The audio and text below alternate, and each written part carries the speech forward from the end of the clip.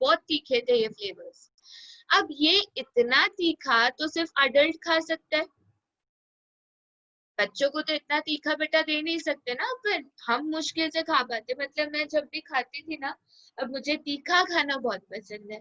Okay, तो मैं ना वो ग्रीन चिली वाला जो आता था ना मैगी, विद्या बालन के एड वाला, वो लेके आती थी। मुझे मजा आता था तीखा तीखा मैगी खाने में। और जब मैं खाती थी ना बहुत शौक से मजे में तो खा लेती थी, बट आफ्टर दैट ना 20 मिनट्स और मेरे ऐसे होठ जलने लगते थे, फिर ऐसे पानी थोड़ा थोड़ा थोड़ा करके मैं पीते रहती थी।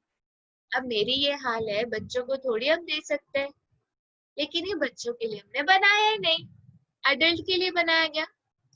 अब कुछ लोग आजकल हो गए हैं हेल्थ कॉन्शियस, बोलते हैं मैगी में तो विटामिन नहीं होते, मैदे का बनता है, मैगी फ्राई होके बनता है, हेल्थ कॉन्शियस है, हम क्यों खाएंगे ज्यादा कैलोरीज। तो ठीक है, उनके लिए मैंने क्या बना दिया, आटा नूडल्स। ठीक है, अब बचपन में ना मुझे भी बहुत मैगी पसंद थी, तो बहुत बार मुझे ऐसा लगता था चलो टिफिन में मैगी लेके जाऊंगी, लेकिन जब मैं लेके जाती थी ना टिफिन में, इतना रिग्रेट करती थी मैं कि क्या बोलूं, क्योंकि जब तक रिसेस होगा वो मैगी एकदम ठंडा चिपका हुआ, इसको खाने का कैसे। मुझे नहीं पसंद आता ऐसे चिपका हुआ ठंडा ठंडा मैगी। अब ये नॉन स्टिकी किसने बनाया नूडल्स को, बताओ मुझे, आता है ऐड में, कौन से नूडल्स नॉन स्टिकी है।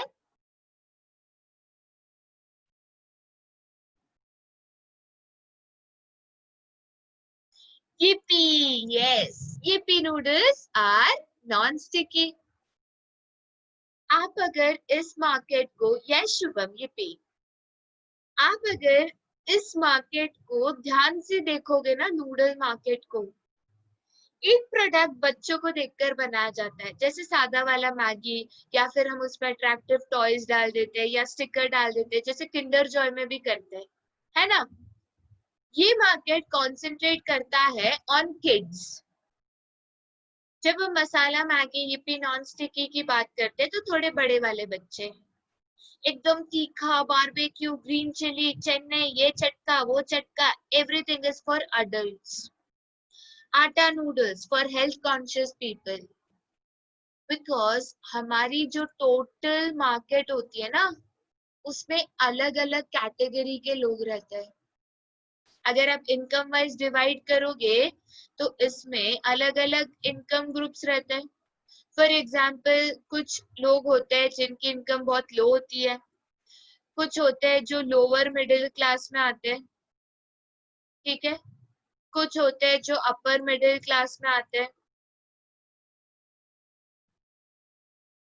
और कुछ होते हैं जो लग्जरी क्लास में आते हैं। हम नूडल्स किन के ऊपर कॉन्सेंट्रेट करके बनाए, बताओ मुझे।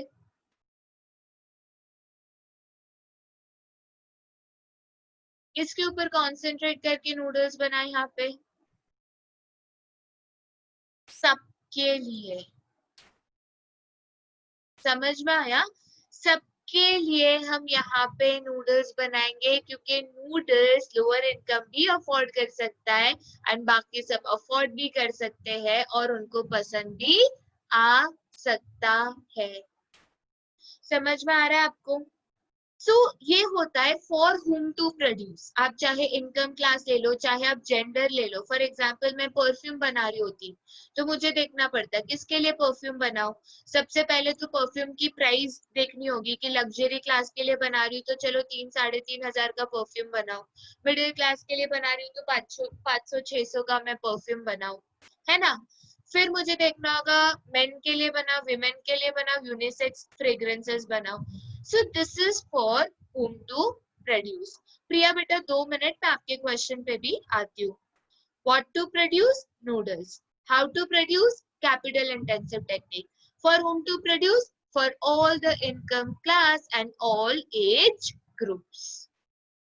ये वाला क्वेश्चन समझा यहाँ पे, आगे इसका और एक्सप्लेनेशन है बट बेसिक समझा आपको।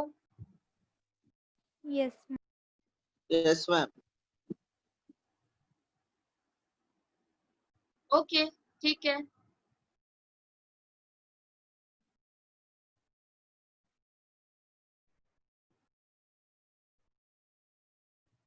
मैं काम करती हूँ, पहले प्रिया आपका जो डाउट है उसको मैं सॉल्व कर देती हूँ।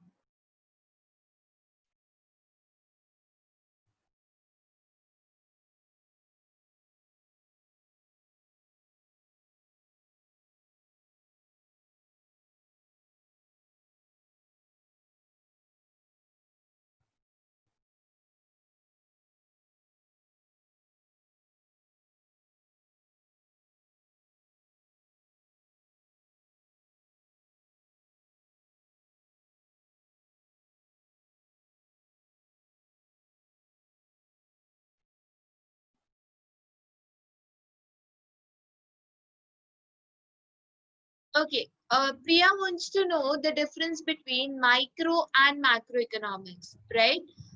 मैं ये स्लाइड पे इसके लिए डायरेक्टली आई बिकॉज सी मैं आपको जनरली समझा सकती हूँ, but it is very important that you understand the difference in words, right? जब भी मैं बात करती हूँ माइक्रो और मैक्रो इकोनॉमिक्स की, अब माइक्रो इकोनॉमिक्स क्या करता है पता है?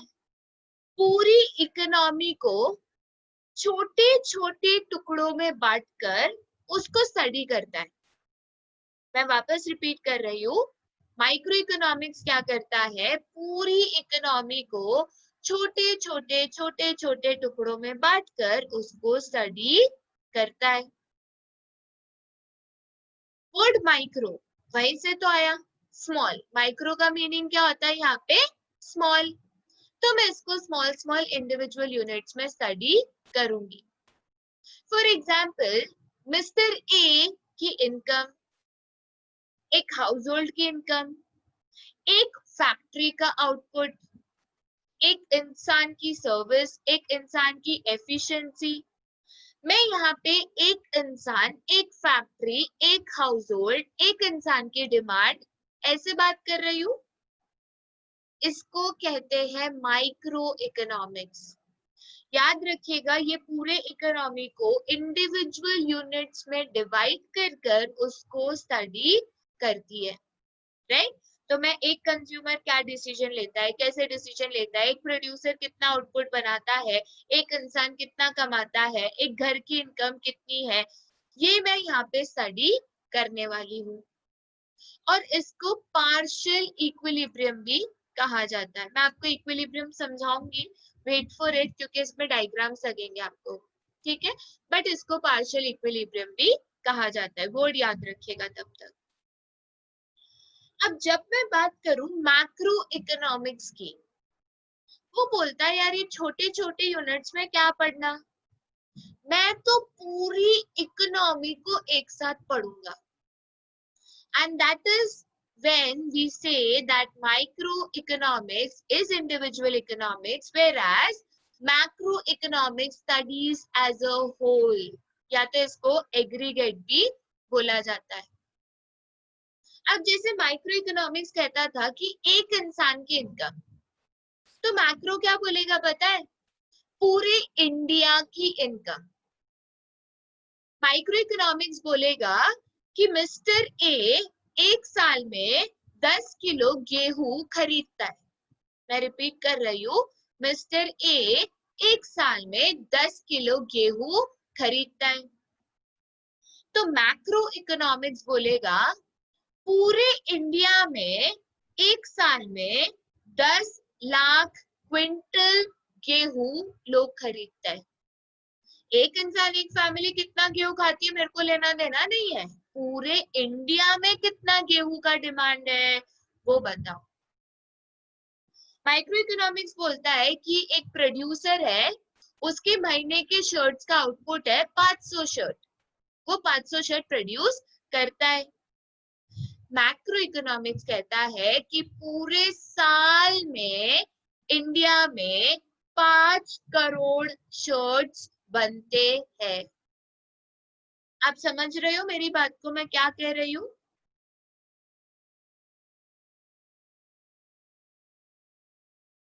ओके, सो इसके लिए इसको जनरल इक्विलिब्रियम बोला जाता है। जैसे मैंने बोला ये वर्ड इक्विलिब्रियम, थोड़ा टाइम मुझे दे दो, मैं आपको समझा दूंगी क्योंकि ये डायग्राम से समझना जरूरी है। ठीक है, इक्विलिब्रियम क्या होता है मैं जरूर आपको समझा दूंगी। ओके प्रिया बेटा, आपको माइक्रो मैक्रो के बीच में डिफरेंस समझ में आ गया?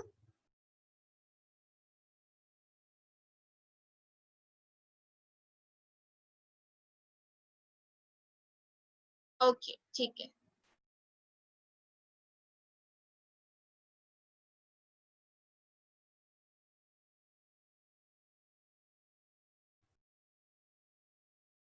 एक काम करते हैं, प्रीवियस टॉपिक्स पे जाए, फिर जब हमने टॉपिक स्टार्ट किया था उसको कंटिन्यू करता है। ठीक है, what to produce, how to produce and for whom to produce.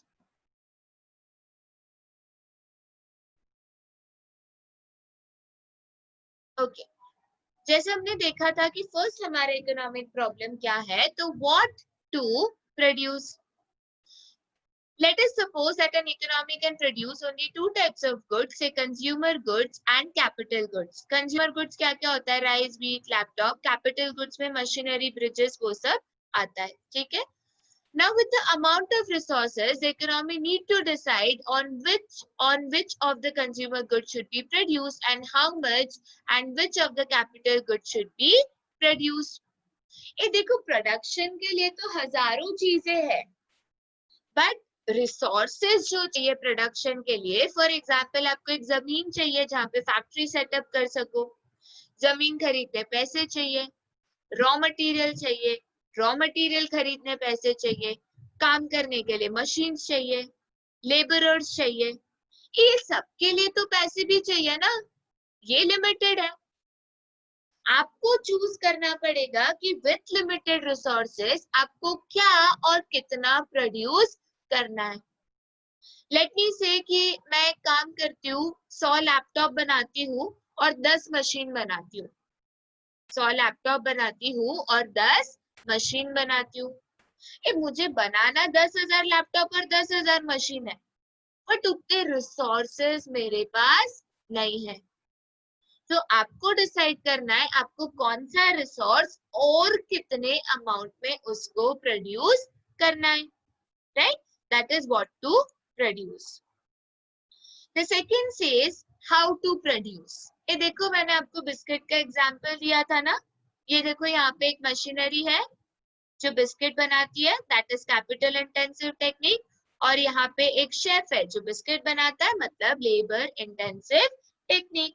तो आपको चूज करना होगा कि मैं जो भी बना रही हूँ कैसे बनाऊंगी, मशीन को यूज करके या फिर लेबरर्स को यूज करके इसको बनाया जाएगा। Okay, the next question is for whom to produce, right?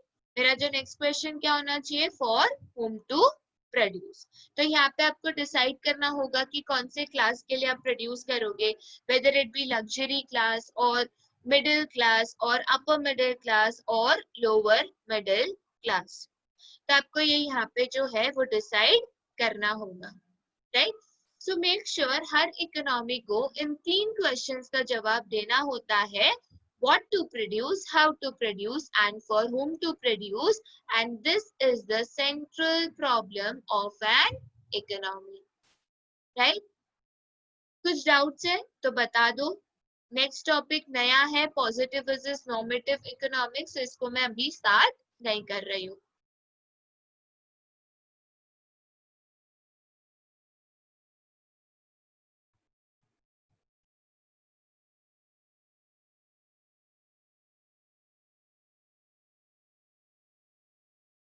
Okay Bipin.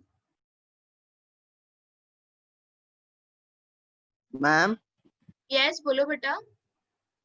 Ma'am for whom to produce में कंज्यूमर तो ही प्रोड्यूस करेंगे ना? नहीं नहीं, फॉर होम टू प्रोड्यूस मतलब आप किसके लिए बनाओगे। देखो शुभम, अभी अगर हम एक प्रोडक्ट ले ले जैसे कि कार, ठीक है, अभी कुछ कार अपने को मिलती है 3 लाख में, कुछ मिलती है 7-8 लाख में, तो कुछ मिलती है 7 करोड़ में। तो अगर मैं गाड़ी बना रही हूँ तो मुझे डिसाइड करना होगा कि अगर समझो मुझे अपर मिडिल क्लास के लिए गाड़ी बनानी है, क्योंकि लोअर मिडिल क्लास तो वैसे भी गाड़ी नहीं अफोर्ड कर सकता है ना।